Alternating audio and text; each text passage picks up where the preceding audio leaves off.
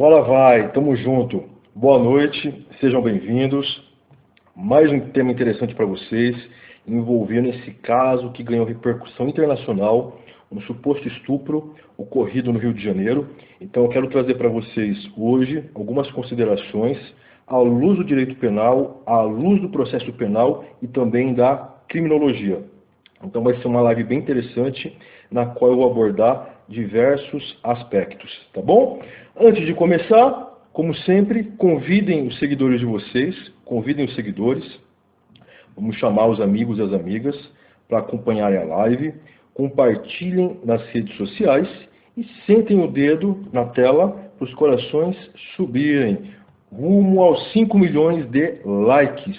Ontem eu bati 4 milhões, muito obrigado, quero bater agora 5, tá bom? Convidar os seguidores? Então vamos embora. Pessoal, vocês estão acompanhando pela internet, pelos jornais, pela televisão, esse caso envolvendo uma garota de 16 anos lá do Rio de Janeiro. Segundo as informações que eu vi, essa garota teria sido estuprada por 33 homens em uma favela do Rio de Janeiro. Parece que foi isso. Então nós vamos analisar os aspectos de direito penal, de processo penal e de criminologia. E o que chama a atenção também nesse caso, além da idade da garota, além da quantidade de supostos estupradores, além dessas barbáries, o que chama a atenção também é que imagens em um vídeo foram divulgados na internet. Então várias personalidades, vários artistas, várias pessoas conhecidas começaram a se manifestar pelo Twitter, Facebook, Instagram, todo mundo falando sobre esse caso. Todo mundo em prol da campanha contra o estupro, tá? Então vamos lá. Primeiro, por que eu falei suposto? Eu vou explicar no final, tá? Então deixem eu falar, depois do final eu explico, senão a gente não vai conseguir caminhar. Primeiro passo, capitulação jurídica. Capitulação jurídica. Em qual tipo penal se enquadra esse caso? Vejam, em tese, pessoal, não teria como a gente enquadrar no estupro de vulnerável. Isso se nós levarmos em consideração a idade. O estupro de vulnerável é menor de 14 anos. Então não teria como a gente levar para o estupro de vulnerável, se nós considerarmos a idade. Porém, contudo, pelos relatos da vítima, parece que houve alguma substância foi empregada, ou álcool, ou droga, enfim. Pelos relatos dela, ela diz que acordou, estava em uma casa e aconteceu o abuso. Então, se ela estava sob efeito de álcool, sob efeito de droga, se ela estava dopada, e se essas circunstâncias tiraram a capacidade dela, nós teríamos aí um típico caso de estupro de vulnerável. Não pela idade da vítima, mas em razão das circunstâncias, em razão da impossibilidade dela oferecer resistência. Então, em tese, estupro de vulnerável. Detalhe importante, com causa de aumento. Concurso de pessoas no estupro gera causa de aumento de pena. Quem quiser dar uma olhada depois, está lá no artigo 226 do Código Penal. Causa de aumento de pena em virtude do concurso de pessoas. Detalhe, crime hediondo. Crime hediondo. Crime hediondo, portanto, sujeito à prisão temporária. Alô, Saber, estamos juntos, Saber Mais Direito, grande Dalmo. Então, em tese, estupro de vulnerável, cabe prisão temporária, crime hediondo, e por ser crime hediondo, tem todos aqueles consectários que vocês já sabem. Olha que interessante, um dado histórico para vocês. Estupros coletivos eram comuns na Idade Média. Na Idade Média era muito comum a gente se deparar com esse tipo de caso.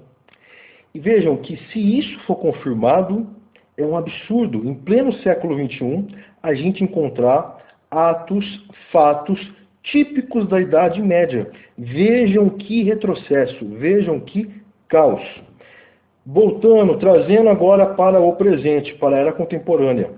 Esse tipo de caso também acontece muito com frequência em alguns países da Ásia, da África. Na Índia, por exemplo, em 2012, aconteceu um caso que teve repercussão no mundo todo.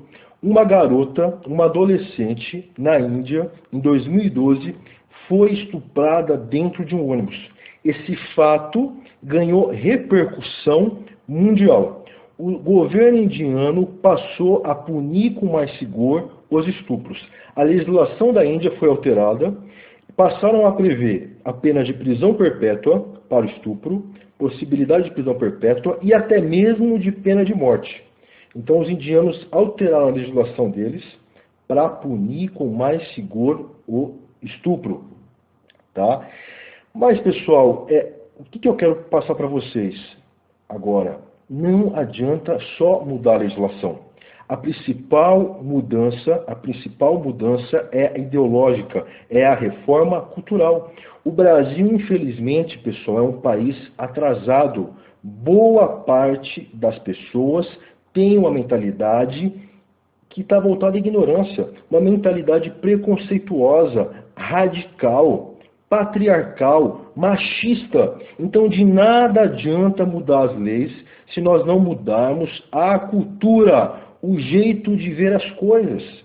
Não adianta querer achar que é uma questão de opinião, que é uma questão de liberdade de expressão. Nenhum direito é absoluto. A sua liberdade de expressão, a sua opinião, não pode estar ligada à prática de atrocidades. Não é porque eu tenho o direito de pensar como eu quiser que eu posso sair por aí defendendo o nazismo, por exemplo. Então vejam, a principal questão é a mudança de postura, mudança de consciência. Então o primeiro passo é a reforma ideológica.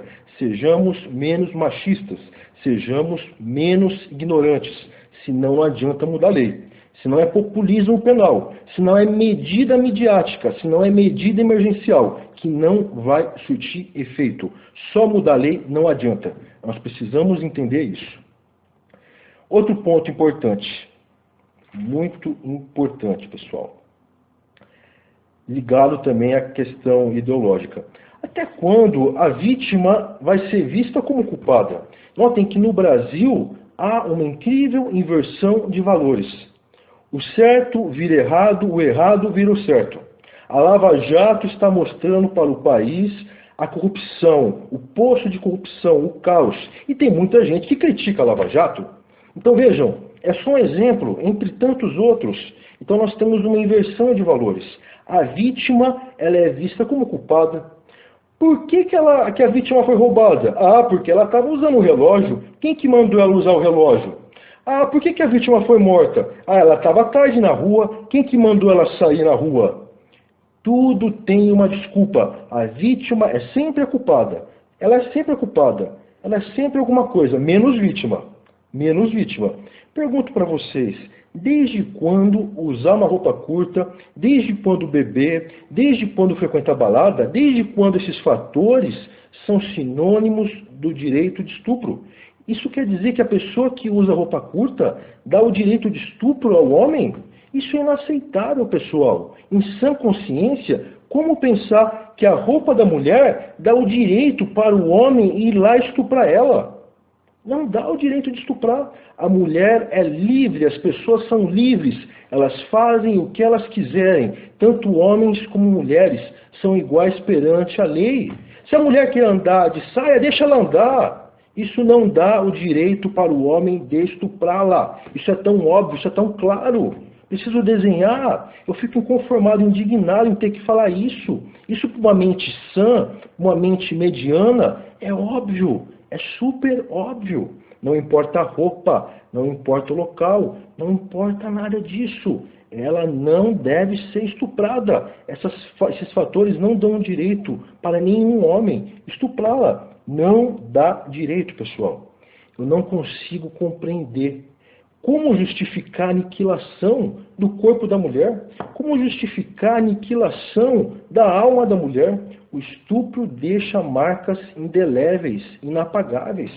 Não é só feridas, mazelas no corpo, Isso provoca, pessoal, lesões na mente, nas lembranças, traumas. A pessoa fica marcada pelo resto da vida. Ela jamais vai esquecer. Isso atinge a alma dela. Isso atinge o íntimo dela. Então, na minha visão, isso não tem justificativa. É balela. Não adianta. Eu jamais vou acreditar que a culpa é da vítima. Eu me recuso a acreditar nisso. Monstros são monstros. Barbárie é barbárie. É simples assim. Essas pessoas, pessoal, algumas pessoas não têm freios morais, não têm freios éticos. Monstro é monstro. Há o mal, há pessoas que são ruins. A gente tem que entender isso.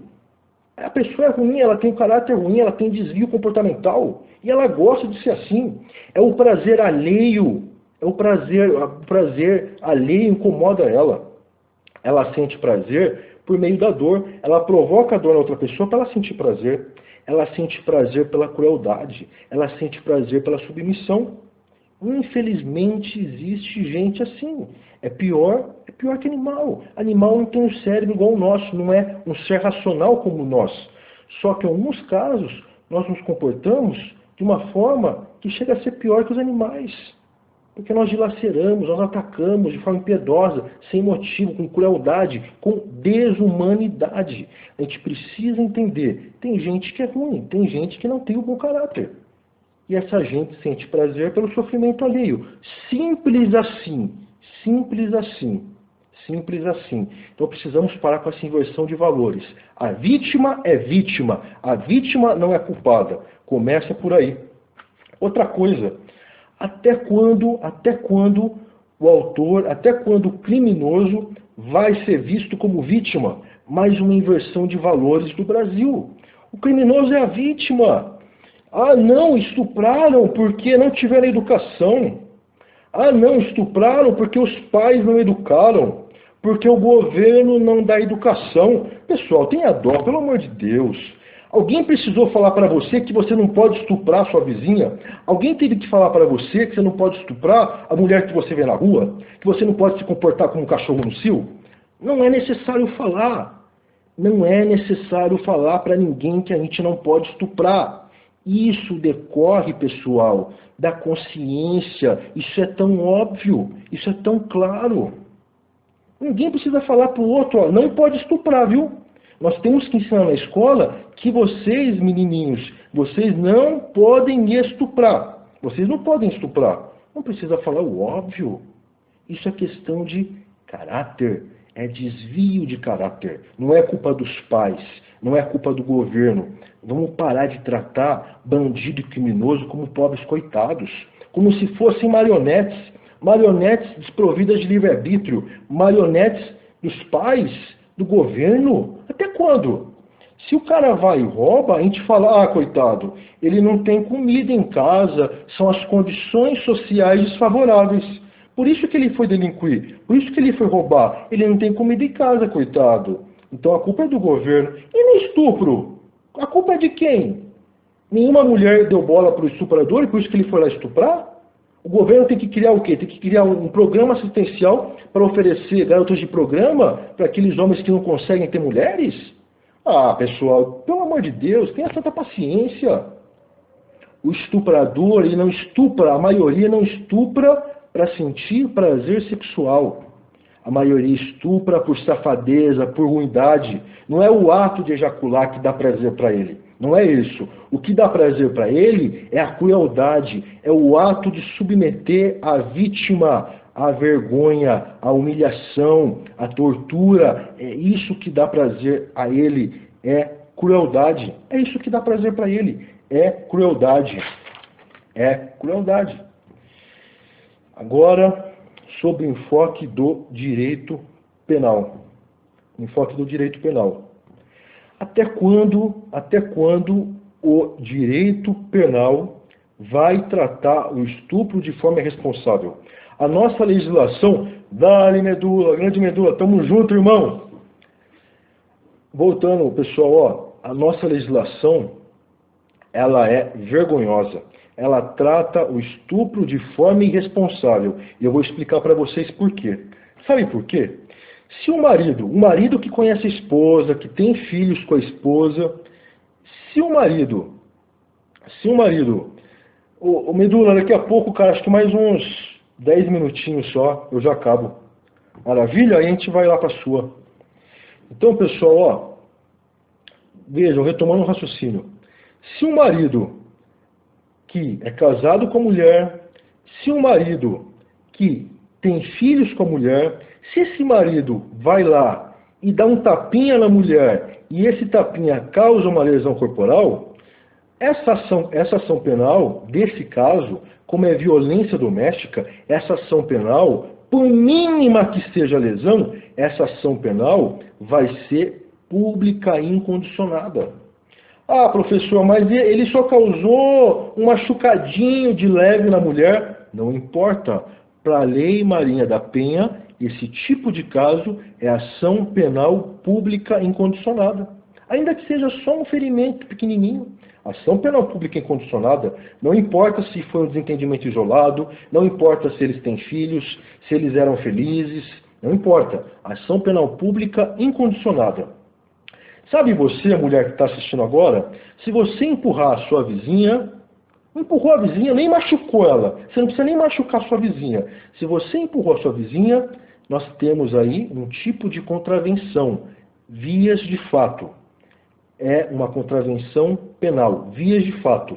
Sabe qual que é a ação penal para essa coisa idiota que aconteceu? Para essa coisa menos importante, que nem gerou machucado em você? É a ação penal pública incondicionada. Vias de fato, contravenção penal é ação penal pública incondicionada. Então, tanto o marido que faz um ferimento leve na mulher, como a vizinha, você brigou com a vizinha e você empurrou ela, nesses dois casos, a ação penal é pública incondicionada. Não depende da vontade da mulher. E no estupro, o que acontece no estupro? No estupro, pasmem, no estupro, que normalmente é praticado por um desconhecido, que normalmente gera marcas terríveis na mulher, que envolve violência, que envolve grave ameaça, esse crime brutal, que é hediondo, que deixa marcas na alma da mulher, esse crime que violenta a mulher, esse crime que é praticado por sexo vaginal, oral, anal. Sabe qual que é a regra da ação penal nesse crime? A regra é a ação penal pública, condicionada à representação. Condicionada à representação. Condicionada à representação. É inacreditável. Se você empurrou sua vizinha, nem machucou ela. Ah, não, ação penal pública incondicionada. Incondicionada, incondicionada. O Estado vai agir, ainda que você não queira. Agora, no estupro, que é um crime hediondo, em regra, a ação penal é pública condicionada à representação. É a regra, é a regra, é a regra, é a regra. Excepcionalmente, em algumas hipóteses, ela é incondicionada, mas em regra, ela é condicionada. Onde já se viu isso, um crime hediondo, ter ação penal pública condicionada? Aí alguém vai falar assim, ah, professor, mas o legislador levou em conta os interesses da vítima. É, porque ela pode não querer se expor à exposição do processo, ela pode querer guardar a intimidade dela, ela pode ficar com vergonha, então ela não quer se expor. É a vergonha do processo. Pessoal, quando o legislador cria um crime, quando ele sopesa os interesses, ele verifica até que ponto prevalece o interesse da vítima. Até que ponto prevalece o interesse da vítima. Vocês acham que no estupro o Estado não tem um interesse maior que o interesse da vítima? A vítima pode querer não representar porque ela está com vergonha, porque ela não quer ir na delegacia. Ela pode querer não representar. Mas o estuprador que estuprou ela, daqui a pouco vai estuprar outra na esquina. Porque esses estupradores, normalmente, cometem mais de um estupro. É um interesse público. O Estado não pode abrir mão desse interesse. Não pode ser ação penal pública condicionada. Tem que ser incondicionada. Tem que ser incondicionada. Não dá para deixar para a vítima resolver. Olha que loucura! Pela redação do Código Penal, e se ocorrer lesão corporal grave? E se ocorrer morte? pela redação do Código Penal, nós teríamos ação penal pública condicionada. Olha que absurdo! Lesão corporal grave pelo Código Penal não depende de representação. Agora, se ela está no contexto do estupro, que é mais grave ainda, ela é condicionada à representação. Vejam que absurdo. Tanto é que o Procurador-Geral da República ingressou com uma DIN no Supremo, para que o Supremo reconheça a inconstitucionalidade desse dispositivo. A natureza da ação penal, no caso de estupro, não pode ser interpretada assim. É um absurdo. O Procurador-Geral está alegando violação contra o princípio da proibição de proteção deficiente. Eu apoio totalmente, concordo, o princípio da proibição de proteção deficiente está sendo violado. Está sendo violado. Não tenho dúvida nenhuma disso. Outra aberração jurídica. Lembram da Lei 12.015 de 2009? Lei 12.015 de 2009? 12.015 de 2009. 12.015 de 2009. 12.015 de 2009. Essa lei juntou atentado violento ao pudor e o estupro no mesmo artigo. Ela juntou no mesmo artigo. Sabem o que aconteceu? Essa lei beneficiou vários estupradores. E eu vou explicar para vocês por quê. Antigamente, o estupro estava em um tipo penal e o atentado violento ao pudor em outro tipo penal. O estupro significava obrigar a vítima a manter conjunção carnal. Era isso o estupro antigamente. O atentado violento ao pudor, antigamente, significava praticar outros atos libidinosos com a vítima, mediante violência grave ameaça. Sexo anal, oral, eles estavam em tipos penais separados. Aí o legislador, ele teve uma ideia maravilhosa. Ele falou, agora eu vou juntar tudo. Eu vou pegar o estupro, atentado violento ao pudor e vou criar um tipo penal só. Os dois crimes agora estão em um tipo penal só. E sabem o que aconteceu com isso? As pessoas que foram condenadas antes dessa lei, porque praticaram... Vamos pegar um exemplo, para vocês entenderem. O Tício foi lá e estuprou a vítima. Ele fez sexo vaginal com a vítima, fez sexo anal com a vítima e fez sexo oral com a vítima.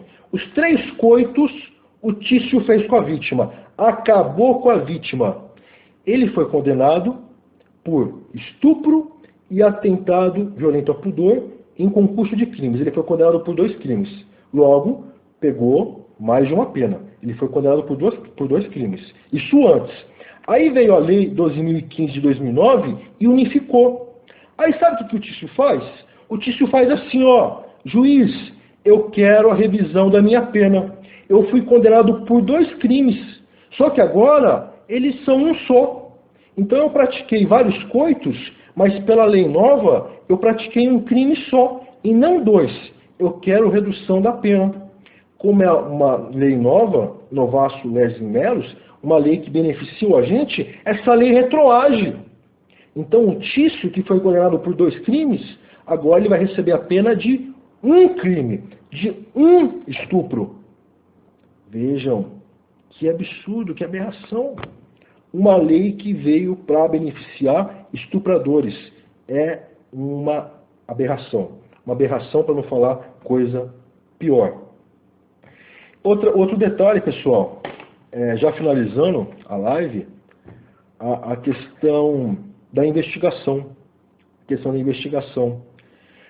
O pessoal perguntou, professor, por que você falou suposto estupro? Por que você falou suposto estupro? Vou explicar para vocês. Vamos começar agora a falar um pouquinho de processo penal.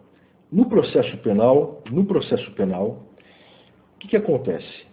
O crime de estupro, pelas suas características, pelo seu modus operandi, normalmente ele é praticado na clandestinidade. Normalmente nós não temos imagens, vídeos, fotos, testemunhas. Normalmente nós não temos muitas provas. Isso significa o quê? Só há, normalmente, no crime de estupro, a palavra da vítima. Como prova, nós só temos a palavra da vítima e, em alguns casos, exames periciais. Então, a prova principal nos crimes de estupro é a palavra da vítima. STJ, STF já falaram. Como o crime de estupro normalmente não envolve testemunhas, a palavra da vítima tem valor relevante. Há muitas condenações que se baseiam apenas na palavra da vítima. Isso é bom? Depende do ponto de vista. Se nós passarmos a exigir muitas provas no estupro, nós não teremos mais condenações por estupro, porque no estupro nós não temos muitas provas, é só a palavra da vítima. Então não tem como exigir muitas provas no estupro, certo? Esse é o primeiro ponto. Se quiser exigir muitas provas, teremos muitas absolvições, porque nós só temos normalmente a palavra da vítima. Esse é o primeiro ponto. Segundo, podem ocorrer injustiças. Porque e se a vítima está mentindo?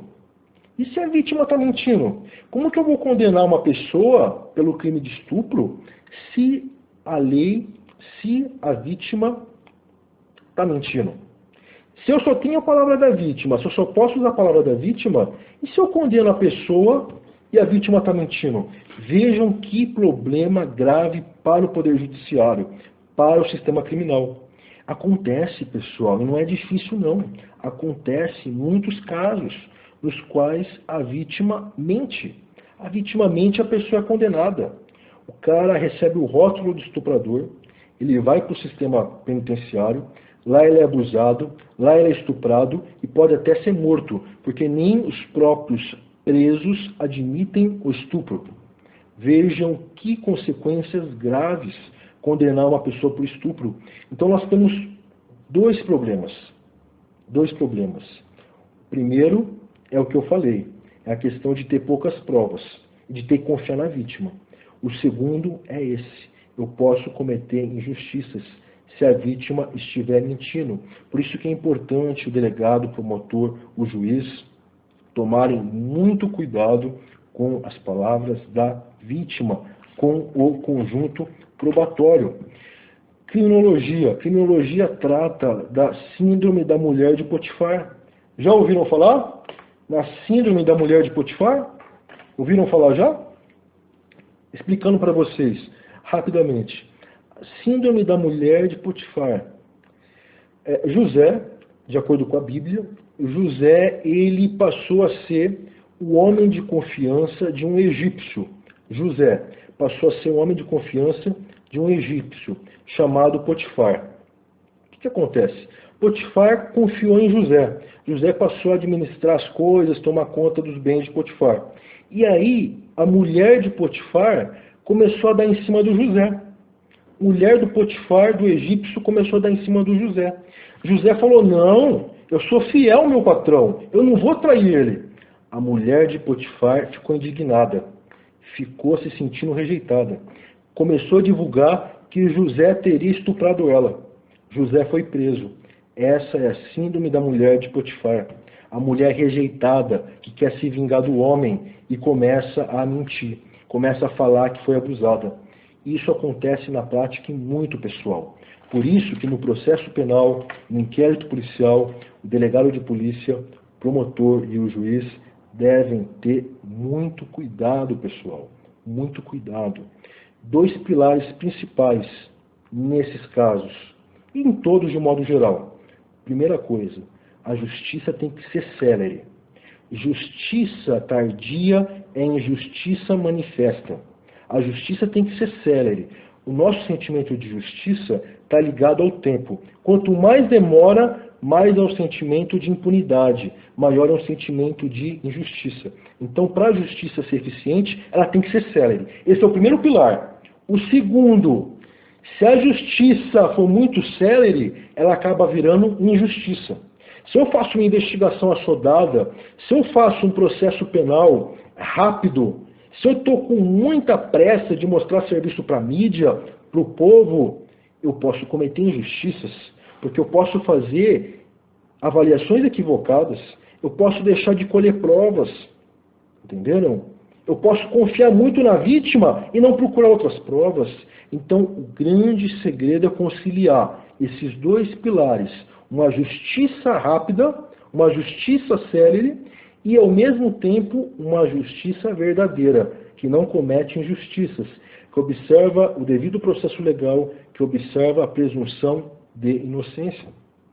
Nesse caso da garota do Rio de Janeiro, algumas pessoas estão falando pela internet, eu já vi circulando algumas mensagens, algumas fotos dessa garota, dessa vítima, dessa suposta vítima, algumas mensagens, algumas fotos, e o conteúdo dessas mensagens, dessas fotos, pode gerar uma alteração no quadro fático. Por isso que eu falei suposto. Por isso que eu falei suposto. Nós precisamos avaliar com cuidado. Não podemos falar desde já que ocorreu um estupro. Nós temos que avaliar com muita cautela. A polícia está investigando, pessoal. A mídia fala muitas coisas, as pessoas embarcam na mídia, nós temos que ter muita cautela. Se ficar comprovado, vai atrás. Eu acho que tem que ir atrás com tudo. Coloca a Polícia Civil do Rio de Janeiro, coloca o BOPE, pega o caveirão, invade a favela, sitia a favela e pega um por um. Prende para sentir o peso da justiça. Vai com tudo, passa o trator. Porque eu também estou indignado, também estou estarrecido. Por outro lado, é necessário avaliar bem em quais circunstâncias o crime aconteceu, qual a versão dos envolvidos, qual que é o histórico da vítima, qual que é a postura dela, entenderam? É necessário avaliar várias questões. Por isso que até algumas pessoas falaram, nossa, mas o delegado não pediu a prisão ainda, demorou para pedir, não sei o quê. Não é assim. Não é porque a mídia soltou que a vítima falou que foi estuprada por 33 que eu vou pedir a prisão temporária. Não é assim. Não é assim. Tem que ir com cautela. Então vamos fazer justiça? Vamos com tudo? Vamos pegar. Mas com cautela, com cuidado, para não cometer nenhuma injustiça. Peguem como exemplo a escola base. O caso da escola base em São Paulo. Os donos da escola foram acusados, foram processados, foram esculachados, foram humilhados e depois ficou provada a inocência deles. Tá? Então é isso que eu queria falar para vocês. Entenderam, pessoal? Curtiram? Gostaram da live? Gostaram da live? Concordam? Sim, muito boa, professor. Muito, sim, perfeitamente.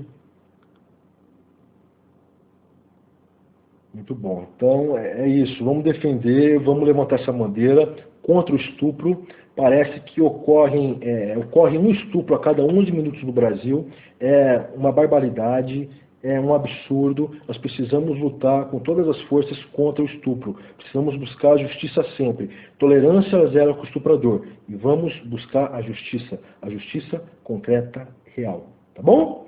Então é isso. Para quem não me segue aí no Snap, ó, sigam lá no Snapchat. Tá? Eu estou como Delta Thiago com TH, lá no Snapchat, no YouTube também, no Instagram, no Periscope. Todos os dias eu posto dicas para vocês, vídeos, jurisprudência, doutrina, motivação, tudo para ajudar vocês a obter aprovação nos concursos públicos. Então segue lá no Instagram, meu Periscope, meu YouTube e meu Snapchat. Tá bom? Delta Thiago com TH. Qualquer coisa, mandem mensagens pelo Instagram. Aos pouquinhos eu vou respondendo. Tá certo? Maravilha? Então eu vou ficando por aqui. Valeu pela companhia. Adorei a companhia de vocês. Foi um prazer. Espero que tenham gostado. Treinamento insano sempre, sem mimimi. Vamos passar o trator. Medula tá aí ainda, Medula? Já foi? E vamos para a live do Medula agora, né? Medula tá esperando para entrar. Vamos para a live do Pedro Medula. As mensagens pararam de aparecer aqui, pessoal. Não estou conseguindo ver as mensagens. Mas vamos lá para a live do Pedro Medula, que o Medula estava esperando acabar a live. Vamos para a live dele, tá bom? Pedro Medula, então, vamos que vamos. Abração, fiquem com Deus. Boa noite, foco, fé e força. E Medula entrou agora? Medula, estou chamando o pessoal para sua live, tá? A minha aqui travou, não estou vendo as mensagens. Vamos para a live do Pedro Medula agora então. Maravilha? Manda um recado para a galera aí, Medula. Para mim não está aparecendo. Tá? Vamos para a live do Pedro Medula então. Falou, pessoal. Fique com Deus. Boa noite.